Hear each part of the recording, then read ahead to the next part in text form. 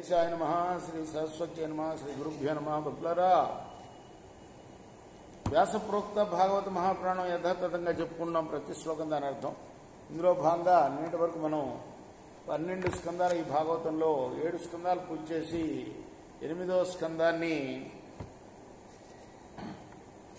36 భాగాలుగా చెప్పుకున్నాం. ఈ రోజున 37వ భాగం చెప్పుకుందాం. చెప్పుకునే ముందు వ్యాస భగవాను ప్రార్థన చేసుకుందాం.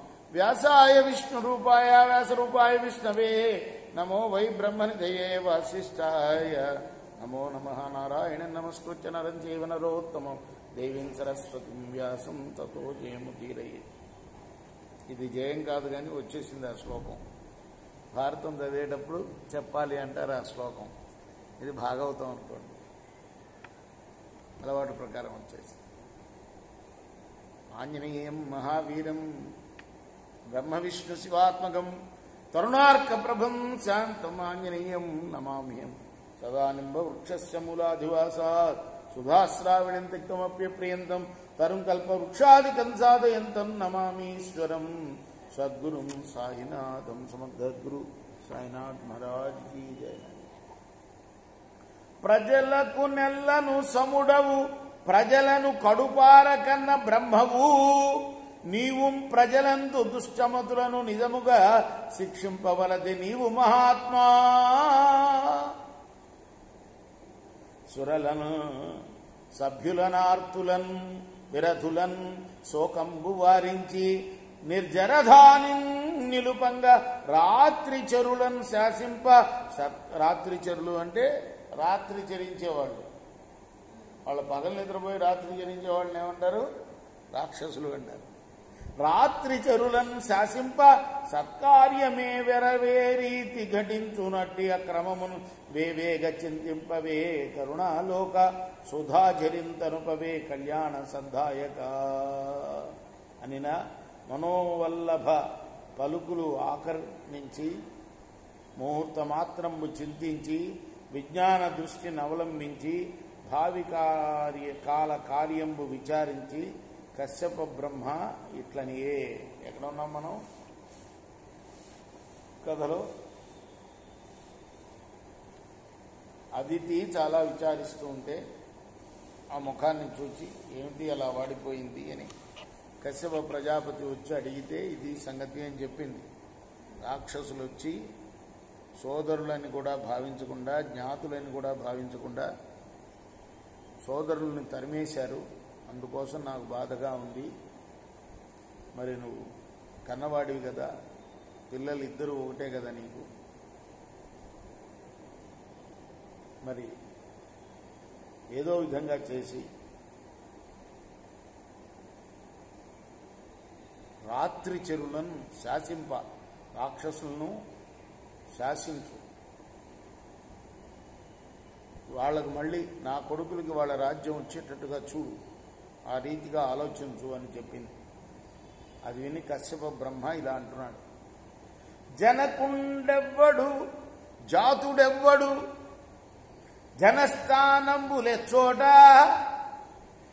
సంజననం పెయ్యది మేనులే కొలది సంసారంబులే రూపముల్ వినుమా అంతయు విష్ణుమాయ తలపన్ వేరేమియుం లేదు మోహన్ నిబంధపు నిధానమింతటికి జాయా విన్నబో నేటికి.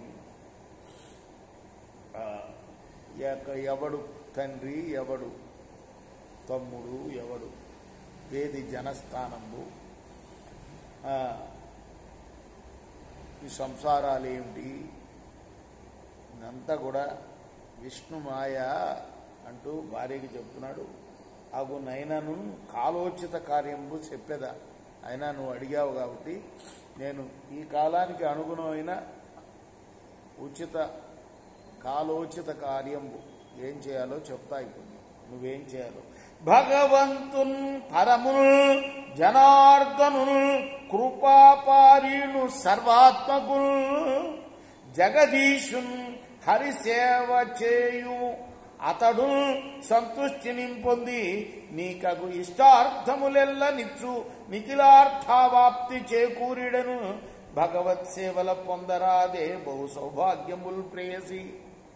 ఆ విష్ణుమూర్తిని సేవించుకోమ్మా నువ్వు, నీ అభీష్టం నెరవేరుతుంది అని చెప్తున్నాడు భర్త కశ్యపుడు. అనినా గృహస్థునకు గృహిణి ఇట్లనియే. ఎవరు గృహస్థుడు ఎవరు గృహిణి? ఇక్కడ అదితి గృహిణి, కశ్యపుడు గృహస్థుడు అంటున్నాడు.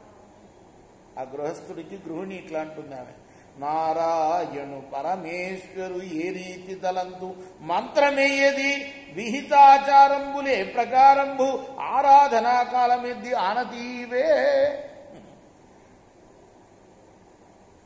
ఏ రీతిగా ఆయన్ని పూజించాలి, మంత్రం ఏంటి, ఏ మంత్రంతో పూజించాలి, ఏ ఆచారం పాటించాలి, ఏ కాలంలో పూజించాలి, ఇవన్నీ వివరంగా చెప్పున్నాను. అని నేను కశ్యప ప్రజాపతి సతికి పయోభక్షణంబను వ్రతంబు ఉపదేశించి తత్కాలంబును తన్మంత్రంబును తద్విధానంబును తదుపవాస దాన భోజన ప్రకారంబులు ఎరిగించాను. ఒక ముక్కలో చెప్పేశాడు. దాటేయాలంటే దాటేస్తాడు ఇట్లా. లేకపోతే ఇందాక చూసాం కదా నిన్న వర్ణన, ఎంత పెద్ద వర్ణనం. అదితిను ఫాల్గుణ మాసంబున శుక్లపక్షంబున ప్రథమ దివసంబున దొరకొని 12 దినంబులు హరి సమర్పణంబుగా వ్రతంబు చేసి వ్రతాంతంబున నియతయ్యున్న ఎడ చతుర్బాహుండును పీతవాసుండును శంఖచక్ర గదాధరుండును అయి నేత్రంబులకు అగోచరుండైన నారాయణ దేవుండు ప్రత్యక్షంబైన కనుంగుని. ప్రత్యక్షం చేసుకుంది మొత్తానికి. ఆయన భర్త చెప్పిన మాట మీద నారాయణుడిని 12 రోజులు ఆరాధించిందట. ఆ 12 రోజుల వ్రతం ఉంటుంది.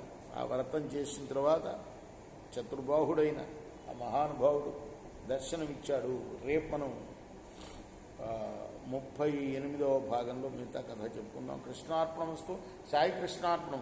శ్రీ సచ్చిదానంద సద్గురు సాయినాథ్ మహారాజ్ కీ జై. చేకోరా హారతి.